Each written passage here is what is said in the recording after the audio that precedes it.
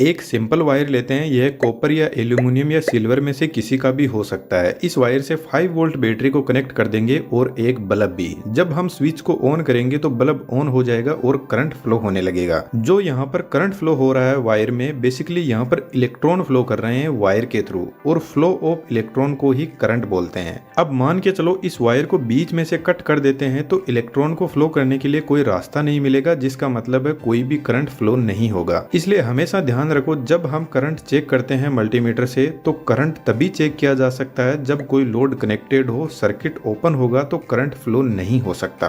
अब जो current wire से फ्लो हो रहा है सेम वही करंट मल्टीमीटर से फ्लो होगा, तभी मल्टीमीटर करंट बता पाएगा कि कितना करंट फ्लो हो रहा है। इसलिए मल्टीमीटर को भी सीरीज में कनेक्ट करते हैं वायर के साथ में, तो मल्टीमीटर इलेक्ट्रॉन के फ्लो को चेक करता है और हमें करंट की इंफॉर्मेशन देता है। और जिस डिवाइस से करंट चेक किया जाता है उसको एमीटर बोलते हैं और एम्पियर करंट की यूनिट होती है। लेकिन यह मल्टीमीटर बहुत सारे मीटर का अकेला ही काम परफॉर्म कर देता है। अब यहाँ पर जो बैटरी लगी है इस पर हमेशा वोल्टेज लिखा रहता है। वोल्टेज एक इलेक्ट्रिकल प्रेशर होता है जो करंट को फोर्स लगाता है आगे बढ़ने के लिए। यदि हम मल्टीमीटर को डायरेक्ट प्लग में लगा देते हैं तो वह हमें वोल्टेज बता देगा, जिसका मतलब है वोल्टमीटर हमेशा पैरेलल में कनेक्ट किया जाता है। जो फेज वायर होता है उसके पास में 220 वोल्ट होता है और न्यूट्रल वायर के पास में 0 वोल्ट होता है जब तक लोड कनेक्ट ना किया जाए। न्यूट्रल वायर सिर्फ फेज वायर से जो 220 वोल्ट आ रहे हैं उनको वापस रिटर्न पाथ प्रोवाइड करवाता है। तो जब तक स्विच बंद है और आप न्यूट्रल वायर को हाथ से टच भी कर लेते हो तो आपको करंट नहीं लगेगा। जब मल्टीमीटर को इन दोनों वायर को टच किया जाएगा तो मल्टीमीटर इन दोनों वायर के बीच में जो वोल्टेज डिफरेंस है उसको हमें शो करेगा।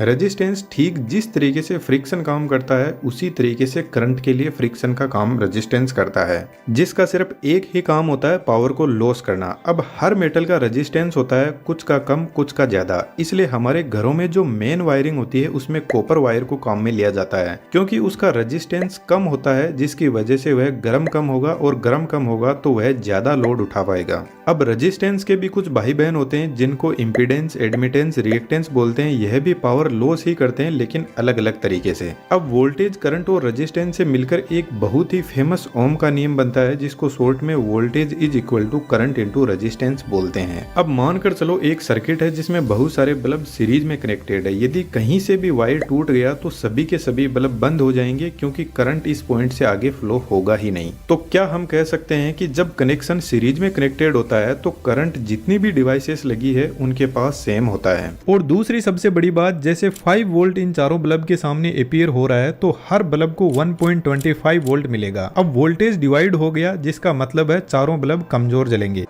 अब इन्हीं बल्ब को यदि हम पैरेलल में कनेक्ट कर देंगे तो इनमें से कहीं से भी वायर टूट भी गया तो बाकी के बल्ब पर कोई फर्क नहीं पड़ेगा, क्योंकि करंट का रास्ता आगे बढ़ने के लिए बना हुआ है। इसलिए हमारे घरों में वायरिंग पैरेलल में की जाती है। इसका सबसे बड़ा फायदा यह भी है कि सभी डिवाइसेस अच्छी तरीके से काम करते हैं, क्योंकि पैरेलल में वोल्टेज सेम रहता है और करंट डिवाइड हो जाता है। अब सबसे बड़ा कंफ्यूजन होता है पावर को लेकर। वोल्टेज करंट तो ठीक है, पावर क्या होती है? बेसिकली पावर वोल्टेज और करंट का प्रोडक्ट होता है। जैसे यह बल्ब 5 वोल्ट का है और जब इसको ऑन करते हैं तो 2 एम्पियर का करंट कंज्यूम करता है, तो इसकी पावर कंजम्पशन हो जाएगी 5 × 2 is equal to 10 watt. Watt power की यूनिट होती है, लेकिन जो डिवाइस रोटेट करती है जैसे मोटर, उनकी power rating mostly horse power में यानी एचपी में होती है। बस कहने का फर्क है, और एचपी और वाट दोनों पावर की ही यूनिट है। एक एचपी में कितने वाट होते हैं कमेंट में जरूर से लिखना। अब यह बल्ब 10 वाट पावर कंज्यूम करेगा, लेकिन कितनी देर में? तो जब यह 1 घंटा ऑन रहेगा तब जाकर 10 वाट कंज्यूम करेगा, जिसको कई बार वाट आवर भी लिख दिया जाता है। जब 1000 वाट होता है उसको हम 1 किलोवाट भी बोल सकते हैं या फिर 1 यूनिट भी बोल सकते हैं। जब डिवाइस को बनाया जाता है तो उसकी पावर कंजम्पशन उसके यूज के हिसाब से सेट की जाती है, जिसका मतलब है पावर फिक्स होती है किसी भी डिवाइस की, हम उसको बदल नहीं सकते। अब हमारे पास में 2 टाइप के करंट होते हैं, अल्टरनेटिंग करंट और डायरेक्ट करंट, जिसकी वेवफॉर्म कुछ इस टाइप की होती है। सबसे पहले अल्टरनेटिंग करंट की बात करते हैं। हमारे घरों में जो 220 वोल्ट की सप्लाई आती है वह एसी ही होती है। इसमें जो करंट का फ्लो होता है वह कुछ इस टाइप का होता है। यह एक साइकिल होती है जो 360 डिग्री की होती है और 1 सेकंड में ऐसी 50 साइकिल कंप्लीट होती है, जिसको हम फ्रीक्वेंसी बोलते हैं 50 हर्ट्ज की। हर्ट्ज फ्रीक्वेंसी की यूनिट होती है। तो जब हमें इलेक्ट्रिक शॉक लगता है तो यह करंट हमें 1 सेकंड में 50 बार ऐसे तोड़ मरोड़ना चाहता है, पर हमारी बॉडी इतना फास्ट मूव नहीं कर पाती है, तो हमें जोरदार झटका लगता है और यह ज्यादा देर तक रह गया तो हम मर भी सकते हैं। मानकर चलो इस वायर में 220 वोल्ट की सप्लाई दी हुई है और करंट फ्लो हो रहा है। अब बात ऐसी है कि करंट हमें आंखों से दिखाई नहीं देता है, बस उसको महसूस किया जा सकता है। लेकिन इस वायर के आसपास में कुछ और भी ऐसा हो रहा है जो हमें दिखाई नहीं दे रहा है। यह 220 वोल्ट की सप्लाई इस वायर के पास में अपना एक फील्ड जनरेट करती है जिसको मैग्नेटिक फील्ड बोलते हैं। आपने बहुत बार लोगों से कहते हुए सुना होगा हाई वोल्टेज लाइन के बारे में कि इसके पास में मत जाओ वरना यह अपनी तरफ खींच लेगी। तो इसके पीछे का रीजन समझ लेते हैं। यह एक स्प्रिंग लोडेड रोड है जो कुछ इस तरीके से मूव कर रही है। इस रोड के दोनों साइड में कुछ हवा के पार्टिकल भी है जिन पर यह फोर्स लगाती है अपने मूवमेंट से। अब यह रोड तो सिर्फ इतनी ही दूरी में मूव कर रही है, लेकिन यदि इस पोजीशन पर हम बारीकी से हवा का फोर्स ऑब्जर्व करेंगे तो हमें थोड़ी बहुत हवा का फोर्स फील होगा। ठीक ऐसा ही अल्टरनेटिंग करंट के साथ में होता है। जब यह वेवफॉर्म इस तरीके से ट्रेवल करती है तो इसके पास में जो एयर पार्टिकल होते हैं उनको यह चार्ज कर देती है, और जब हम उसके पास में जाते हैं तो हमें इस वायर को टच करने की जरूरत नहीं है, दूर से ही हमें इलेक्ट्रिक शॉक लगता है। लेकिन डरने की बात नहीं है, जो हाई वोल्टेज लाइन होती है वही अपने आसपास के एरिया को चार्ज करके रखती है। हमारे घरों में जो सप्लाई आती है वह सेफ होती है। अल्टरनेटिंग करंट का एक और फायदा है, यह इस पॉइंट पर जीरो हो जाता है, तो बाय चांस हमें इलेक्ट्रिक शॉक भी लग गया तो हम इस पॉइंट पर छूट जाते हैं। अब एसी सप्लाई भी दो टाइप की होती है, सिंगल फेज और 3 फेज। हमारे घरों में सिंगल फेज सप्लाई आती है जो 220 वोल्ट की होती है, जिसमें एक फेज और एक न्यूट्रल वायर होता है जिसके झटके हमें लगते ही रहते हैं। लेकिन 3 फेज सप्लाई 440 वोल्ट की होती है जो बड़ी मशीनें जैसे बड़ी मोटर उनके लिए होती है या फिर सलमान खान के लिए होती है, क्योंकि सलमान खान की सुल्तान मूवी का एक गाना है लग गए 440 वोल्ट छूने से तेरे, जिसका मतलब है सलमान खान 3 फेज सप्लाई की बात कर रहे थे। अब 440 वोल्ट से जितने ज्यादा भी वोल्टेज होते हैं जैसे 11,000 वोल्ट, उनको शॉर्ट में 11 केवी लिखते हैं। इसके ऊपर 33 केवी, 400 केवी, 765 केवी, इनका डायरेक्ट यूज कहीं पर नहीं होता है। इस हाई वोल्टेज का यूज सिर्फ लॉसेस को बचाने के लिए किया जाता है, क्योंकि हमारे घरों से पावर स्टेशन बहुत ज्यादा दूर होता है, तो इतनी दूरी तक इलेक्ट्रिसिटी ट्रेवल करके आएगी तो रास्ते में बहुत सारी लॉस हो जाएगी। इसलिए वोल्टेज को हाई वोल्टेज पर स्टेप अप किया जाता है ट्रांसफॉर्मर की हेल्प से। अब बात करते हैं डीसी सप्लाई की। डीसी सप्लाई का करंट कुछ इस टाइप का होता है जो एकदम कांस्टेंट होता है। हमारा स्मार्टफोन, लैपटॉप, इसके अलावा जितने भी इलेक्ट्रॉनिक्स आइटम होते हैं वह ऑलमोस्ट डीसी सप्लाई पर चलते हैं। अब इसकी वेवफॉर्म एकदम सीधी है, जिसका मतलब इसमें कोई फ्रीक्वेंसी नहीं होती। फ्रीक्वेंसी नहीं होगी तो इसके पास में कोई मैग्नेटिक फील्ड नहीं होगा। मतलब मैग्नेटिक फील्ड तो इसके पास में होता है, लेकिन जब वायर एक मैग्नेट की तरह काम करेगा सिर्फ तभी। डीसी करंट को बैटरी में स्टोर किया जा सकता है लेकिन एसी करंट को नहीं। लेकिन एसी को डीसी में या फिर रिवर्स भी किया जा सकता है। एक छोटा सा आपके लिए क्वेश्चन है, जो डिवाइस एसी को डीसी में बदलती है उसको क्या बोलते हैं, कमेंट में जरूर से लिखना। डीसी करंट एसी से बहुत ज्यादा पावरफुल होता है। यदि डीसी का शॉक लग गया तो छूटने के कम चांस रहते हैं और मरने के ज्यादा। लेकिन चिंता की बात नहीं है, 12 वोल्ट डीसी जो बैटरी में होता है वह इतना खतरनाक नहीं होता है। 50 वोल्ट से ज्यादा यदि कोई डीसी करंट है तो वह बहुत ज्यादा पावरफुल है, हमें बहुत नुकसान पहुंचा सकता है। 12 वोल्ट डीसी भी बहुत पावरफुल होता है। यदि आपने गाड़ियों में 12 वोल्ट की बैटरी से जो केबल लगी हुई है उसकी साइज देखोगे तो आपको पता चलेगा कि यह कितना पावरफुल करंट है। डे बाय डे पॉपुलेशन बढ़ रही है तो पावर कंजम्पशन भी बढ़ रही है, इसलिए बिजली कंपनियां डिमांड के हिसाब से नए नए जनरेटर अपने पावर प्लांट में इंस्टॉल करती रहती है। पावर जनरेशन को बढ़ाने के लिए हम इलेक्ट्रिसिटी के एंड कंज्यूमर है, लेकिन इलेक्ट्रिसिटी जनरेशन से लेकर हमारे घर तक पहुंचने का जो सफर है वह बहुत ही कॉम्प्लिकेटेड और लॉन्ग है, क्योंकि इलेक्ट्रिसिटी लापरवाही बिल्कुल भी बर्दाश्त नहीं करती। यदि कहीं पर भी बीच में गलती हुई तो उसकी सजा भी तुरंत मिल ही जाती है। अब दोस्तों, एक होता है एनिमेशन और एक होता है एडवांस 3D एनिमेशन, जिसमें हर एक चीज को इस लेवल पर सीखा जाता है कि उसके बाद में यदि कोई नई चीज आती है तो आप अपने खुद के दिमाग से उसको क्रिएट कर पाओगे। और हमने एडवांस 3D एनिमेशन का कोर्स बनाया है जिसमें आपको हम इस लेवल का एनिमेशन सिखाते हैं कि कोर्स कंप्लीट होने के बाद आपके पास में मल्टीपल सेक्टर होंगे अर्निंग के लिए। डिटेल्स डिस्क्रिप्शन में अवेलेबल है। अब थोड़ा और आगे बढ़ते हैं। ओम का नियम कहता है कि जब किसी कंडक्टर से करंट फ्लो करता है तो वह करंट डायरेक्ट वोल्टेज के प्रपोजन में होगा, लेकिन कंडक्टर का टेम्परेचर कांस्टेंट होना चाहिए। तो according to Ohm's law voltage is equal to current into resistance होता है, यानी वोल्टेज करंट के बराबर तो है लेकिन जो रेजिस्टेंस रेजिस्टेंस है वह कांस्टेंट होना चाहिए। फॉर एग्जांपल 10 वोल्ट है, 5 एम्पियर का करंट है और रेजिस्टेंस 2 ओम मान लेते हैं, तो यह 2 ओम फिक्स होना चाहिए और इसके बाद हम जैसे जैसे वोल्टेज बढ़ाएंगे तो करंट भी बढ़ता जाएगा। लेकिन प्रैक्टिकली क्या ऐसा पॉसिबल है? बिल्कुल भी नहीं। आप इस इमेज से पता लगा सकते हो कि एक्चुअल में रेजिस्टेंस करता क्या है, और जब रेजिस्टेंस करंट को आगे नहीं बढ़ने देगा तो करंट को गुस्सा आएगा और गुस्से में जिस तरीके से इंसान गर्म होता है वैसे ही करंट वायर के टेम्परेचर को बढ़ा देगा। लेकिन रेजिस्टेंस ढीठ किस्म का इंसान है, कितना ही टेम्परेचर बढ़ा दे लेकिन यह पीछे नहीं हटने वाला। बस हमें इससे बचने के अलग ही रास्ते निकालने पड़ते हैं। तो हम एक ऐसी मेटल यूज में लेते हैं जिससे रेजिस्टेंस कम हो और कंडक्टिविटी ज्यादा हो, जैसे कॉपर वायर। लेकिन ट्रांसमिशन लाइन बहुत ज्यादा लॉन्ग होती है, वहां पर कॉपर वायर बहुत ज्यादा कॉस्टली भी पड़ता है और इलेक्ट्रिसिटी ना रही तो लोग वायर ही काट के ले जाएंगे। आपको पता है पावर फिक्स होती है, उसको बदल नहीं सकते, लेकिन वोल्टेज और करंट पावर के ही सुपुत्र है, इन्हीं से पावर बनती है। थोड़ा आसान एग्जाम्पल से देख लेते हैं। जैसे ये जनरेटर 100 वाट पावर जनरेट कर रहा है तो 50 वोल्ट हो जाएंगे और 2 एम्पियर करंट हो जाएगा और टोटल हमें 100 वाट मिल जाएगी। अब हम चाहें तो करंट को 4 एम्पियर करके वोल्टेज को 25 कर सकते हैं, पर पावर फिक्स रहती है क्योंकि जनरेटर एक मैकेनिकल डिवाइस है। यदि इसकी कैपेसिटी हमें 100 वाट से ज्यादा बढ़ानी है तो हमें इसमें मैकेनिकल चेंजेस करने होंगे। अब धीरे धीरे थोड़ा लेवल बढ़ाते हैं, आप भी अपना फोकस बढ़ाइएगा। यह जो 100 वाट है ना, यह एक्टिव पावर है, ओरिजिनल पावर कोई और ही है। तो इस पावर के भी पिताजी है और उनका नाम है एपेरेंट पावर, या फिर एक्चुअल पावर, या फिर रियल पावर भी बोल सकते हैं। कंफ्यूज नहीं होना है, बहुत आसानी से समझेंगे। यदि आप किसी ट्रांसफॉर्मर या फिर बड़े जनरेटर के पास में जाओगे तो उसके ऊपर कभी भी पावर नहीं लिखी रहती है, उसके ऊपर रियल पावर लिखी रहती है। बड़े जनरेटर के केस में जैसे 1500 मेगा वोल्ट एम्पियर है, वोल्ट एम्पियर इस रियल पावर की यूनिट होती है। अब इस रियल पावर के 2 सुपुत्र है, एक का नाम है एक्टिव पावर और दूसरे का नाम है रिएक्टिव पावर। पहले एक्टिव पावर के बारे में थोड़ा जानते हैं। यदि हम पुराने जमाने में चले और आपने इस टाइप का बल्ब देखा हो फिलामेंट वाला, इस बल्ब के यदि आप पास जाओगे तो जब ये ऑन होता है तो गर्म हो जाता है। या फिर आपने ऐसी मर्क्यूरी देखी होगी जो बहुत ज्यादा गर्म हो जाती है ऑन करने पर। अभी कुछ टाइम पहले मैंने आपको इमेज दिखाई थी जिसमें मैंने बताया था कि रेजिस्टेंस कुछ ऐसे कर्मकांड करता है जिसकी वजह से वायर का टेम्परेचर बढ़ा देता है। तो यार इस बल्ब में एक्चुअल में रेजिस्टेंस ही होता है जो टेम्परेचर बढ़ाकर हीट जनरेट कर रहा है और उस हीट को लाइट एनर्जी में बदल रहा है।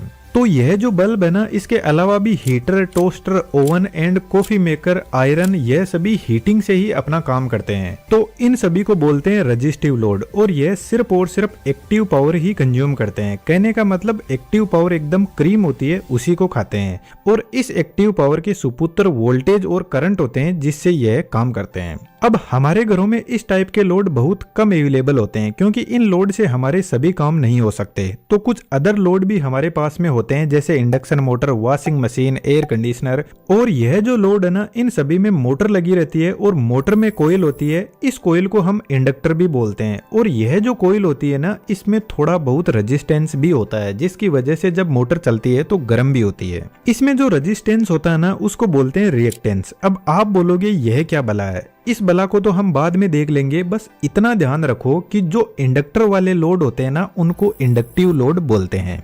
चलो इसको थोड़ा बाद में समझते हैं। मैं आपको असल में बताता हूँ कि रिएक्टिव पावर क्या होती है। जब आप कोल्ड ड्रिंक की बोतल ओपन करते ही उसको गिलास में डाल देते हो तो आप देखोगे कि उसमें कोल्ड ड्रिंक तो नीचे बैठी हुई है और ऊपर की तरफ बहुत सारे झाग बने हुए हैं। क्या इन झाग की हमें जरूरत है? बिल्कुल भी नहीं। तो फिर ये बने कहाँ से? यह बने इस कोल्ड ड्रिंक की वजह से। तो जो कोल्ड ड्रिंक है वह एक्टिव पावर है और यह जो झाग है यह रिएक्टिव पावर है। तो जो मोटर होती है ना, वह एक्चुअल में एक्टिव पावर को भी खाती है, लेकिन थोड़ा उसको रिएक्टिव पावर का भी सेवन चाहिए। इसलिए जनरेटर रियल पावर जनरेट करता है कि भैया जिसको जो खाना है खा लो, पर मेरा सर मत खाओ। लेकिन यार इंजीनियर एक ऐसी प्रजाति है जो चैन से नहीं बैठेगा। उसने बोला कि मेरे को तो इस रिएक्टिव पावर की जरूरत ही नहीं है। तो इंडक्टर के सामने उसने लाके खड़ा कर दिया कैपेसिटर को। और कैपेसिटर भाई साहब रिएक्टिव पावर का दुश्मन होता है। वह सिर्फ कोल्ड ड्रिंक वाले झाग को ही पीता है और साथ में चुपके से थोड़ी सी कोल्ड ड्रिंक भी पी जाता है, पर इतना तो हम एडजस्ट कर ही लेंगे। अब थोड़ा सा एक कदम आगे चलते हैं। जो रियल पावर है ना, वह एकदम बैलेंस पावर है और रियल पावर अपने सुपुत्र एक्टिव पावर से ही ज्यादा प्यार करती है। वह नहीं चाहती कि यह जो रिएक्टिव पावर है वह आए, लेकिन क्या करे, नेचर का नियम है, ओपोजिशन होना जरूरी है। ओपोजिशन के बिना कुछ काम होता नहीं है सही से। तो फिर रियल पावर ने क्या किया, एक पावर फैक्टर नाम का एजेंट बनाया स्पेशली रिएक्टिव पावर को सुधारने के लिए, क्योंकि प्रॉब्लम रिएक्टिव पावर खड़ी करती है। है। यह कुछ पावर को वेस्ट कर देती है और एपेरेंट पावर चाहती है कि वह पावर वेस्ट ना करे।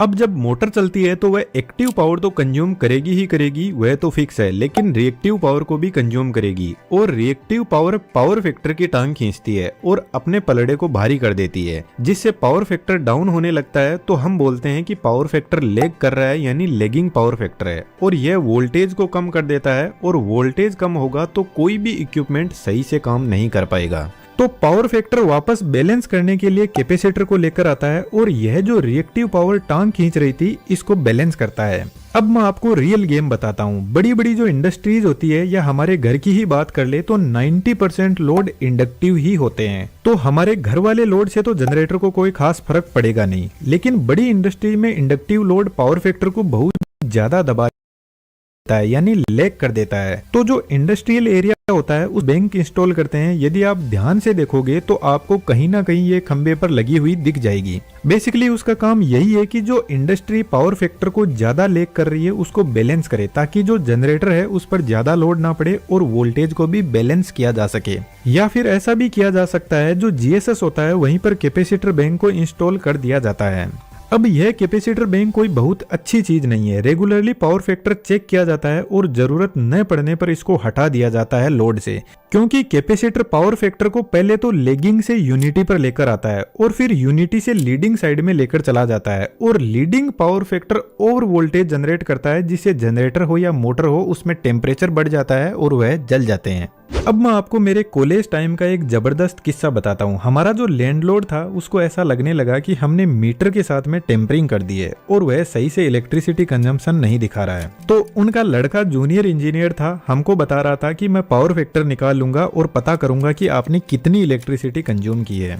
अब उनको तो हमने नहीं बोला, लेकिन मन ही मन हम सोच रहे थे कि बेटा हम दिन भर पावर फैक्टर ही निकालते हैं। तो यह मैं आपको इसलिए बता रहा हूँ क्योंकि यदि हम रिएक्टिव पावर को जीरो कर दे और पावर फैक्टर को बैलेंस कर दे तो हमारी इलेक्ट्रिसिटी का कंजम्पशन काफी कम हो जाएगा, क्योंकि हमारे घर के सामने जो मीटर लगा रहता है वह रियल पावर मेजर करता है। और यदि हमारे पास में यह जो मोटर है इसमें हम रिएक्टिव पावर को जीरो कर दे तो अब सिर्फ एक्टिव पावर बचेगी, जिससे हमारा इलेक्ट्रिसिटी का कंजम्पशन भी कम हो जाएगा। अच्छा, जो कैपेसिटर वाले लोड होते हैं उनको कैपेसिटिव लोड बोलते हैं, लेकिन एक्चुअल में कैपेसिटिव लोड ना के बराबर होते हैं। बस ये सिर्फ रिएक्टिव पावर को बैलेंस करने के लिए आते हैं। जो पावर ट्रांसमिशन लाइन होती है जो बहुत दूरी तक जाती है, उनको यदि आप ध्यान से देखोगे तो यह एक कैपेसिटर का ही काम करती है। वायर जो होता है वह पॉजिटिव का काम करेगा और जो ग्राउंड है वह नेगेटिव का। अब इस लाइन का वोल्टेज एक्सट्रीमली हाई वोल्टेज है, तो जो बीच का एरिया है वह धीरे धीरे चार्ज होने लगेगा और एक कैपेसिटर की तरह काम करने लग जाएगा,